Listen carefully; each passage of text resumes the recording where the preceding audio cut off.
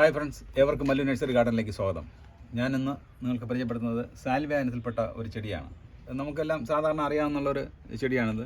വളരെ എളുപ്പം വളർന്നു വരികയും നല്ല രീതിയിൽ ഫ്ലവർ ചെയ്തിട്ട് കുറച്ച് കാലം കഴിയുമ്പോൾ അതിൻ്റെ വിത്ത് വന്ന് വീണ്ടും നമുക്ക് തൈയെടുത്ത് വളർത്താവുന്ന ഒരു സീസണൽ ഫ്ലവർ എന്ന് വേണമെങ്കിൽ പറയാം.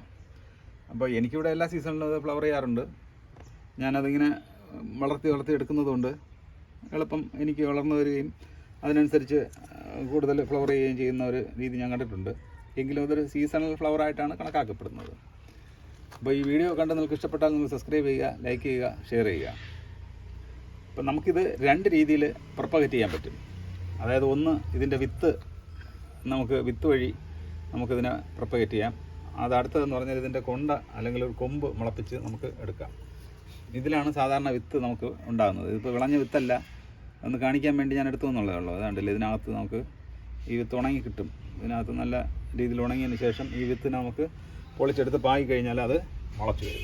അതല്ലാതെ നമുക്ക് ചെയ്യാവുന്നത് ഇതിൻ്റെ കൊമ്പ് മുളപ്പിച്ചെടുക്കാം. അപ്പോൾ എനിക്ക് ആദ്യം ഈ ഒരു പ്ലാന്റ് മാത്രമേ ഉണ്ടായിരുന്നുള്ളൂ. ഇതിൽ നിന്നാണ് ഈ പ്ലാന്റ് ഈ കാണുന്നത്, ഈ രണ്ട് പ്ലാന്റുകളിലാണ് ഞാൻ റെഡിയാക്കി എടുത്തത്. അപ്പോൾ വളരെ ചെറിയൊരു കൊണ്ട മാത്രം മതിയാവും ഇത് മുളച്ച് വരാം. ഇതാണ്ടല്ലേ, ഇത് വളരെ ചെറിയൊരു കൊണ്ട വെച്ച് മുളപ്പിച്ചെടുത്തതാണ്. അപ്പോൾ ഇനിയിപ്പോൾ ഇത് ഒരു 2 ആഴ്ച കഴിയുമ്പോൾ ഇതിനെ ഫ്ലവർ ചെയ്യാനുള്ള സമയമാവും.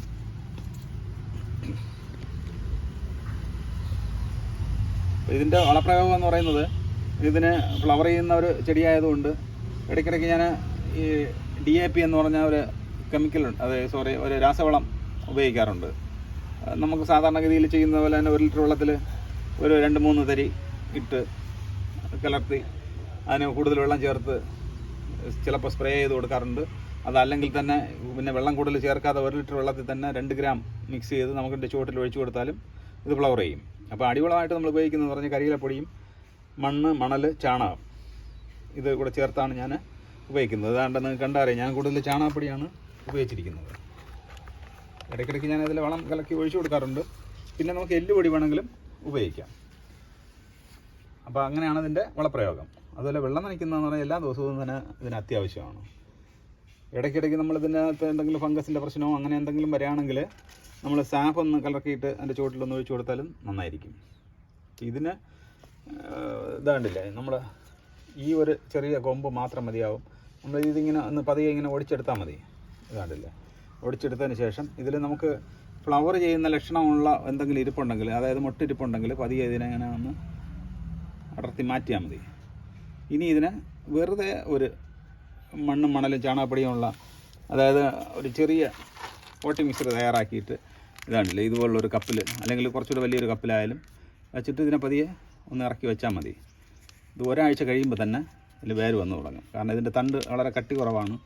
അപ്പോൾ അതുകൊണ്ട് എളുപ്പം തന്നെ വേര് വരും. വേര് വന്നു കഴിഞ്ഞാൽ ഇത് 1 മാസം കഴിയുമ്പോൾ ഏകദേശം ഈ ഒരു കണ്ടീഷനിലാവും. ഇത് ഒരാഴ്ച കഴിയുമ്പോൾ തന്നെ വേര് വരുന്നതാണ്. അപ്പോൾ അങ്ങനെ വരുമ്പോൾ വീണ്ടും ഒരു 3-3.5 ആഴ്ച കഴിയുമ്പോൾ ഈ ഒരു കണ്ടീഷനിലാവും. അപ്പോൾ ഇത് ഇരുന്ന് തന്നെ നമുക്ക് കുറച്ചുകൂടെ വളരും. 1 മാസം കഴിയുമ്പോൾ ഇതിൽ നിന്ന് മാറ്റി നട്ടാലും മതിയാവും. അപ്പോൾ അതിന് പ്രത്യേകം നമ്മൾ വേറെ ഒരു ഇതൊന്നും ചെയ്യേണ്ട കാര്യമില്ല. പിന്നെ വിത്ത് ആണ് വന്നു കഴിഞ്ഞാൽ വിത്ത് ഉണങ്ങിയതിന് ശേഷം നമ്മൾ ശ്രദ്ധിച്ചില്ലെങ്കിൽ അത് പൊട്ടി താഴെ വീണൊക്കെ പോകും. അപ്പോൾ എനിക്ക് സേഫായിട്ട് തോന്നിയിട്ടുള്ളത് ഇതുപോലെ കൊമ്പ് മുളപ്പിച്ചെടുക്കുന്നത് തന്നെയാണ് സേഫ് എന്ന് എനിക്ക് തോന്നിയിട്ടുള്ളത്. അപ്പോൾ നിങ്ങൾക്ക് ഏതാണ് താല്പര്യം ആ രീതിയിൽ നിങ്ങൾ ചെയ്യുക. അപ്പോൾ ഈ ചെടി എന്തായാലും കാണാൻ വളരെ ഭംഗിയുള്ള, നമ്മൾ നല്ല വെയിലുള്ള സ്ഥലത്ത് ഭംഗിയായിട്ട് ഫ്ലവർ ചെയ്യുന്ന ഒരു ചെടിയാണ്. അപ്പോൾ ഈ വീഡിയോ നിങ്ങൾക്ക് ഇഷ്ടപ്പെട്ടെന്ന് ഞാൻ വിശ്വസിക്കുന്നു. ഇഷ്ടപ്പെട്ടാൽ നിങ്ങൾ സബ്സ്ക്രൈബ് ചെയ്യുക, ലൈക്ക് ചെയ്യുക, ഷെയർ ചെയ്യുക.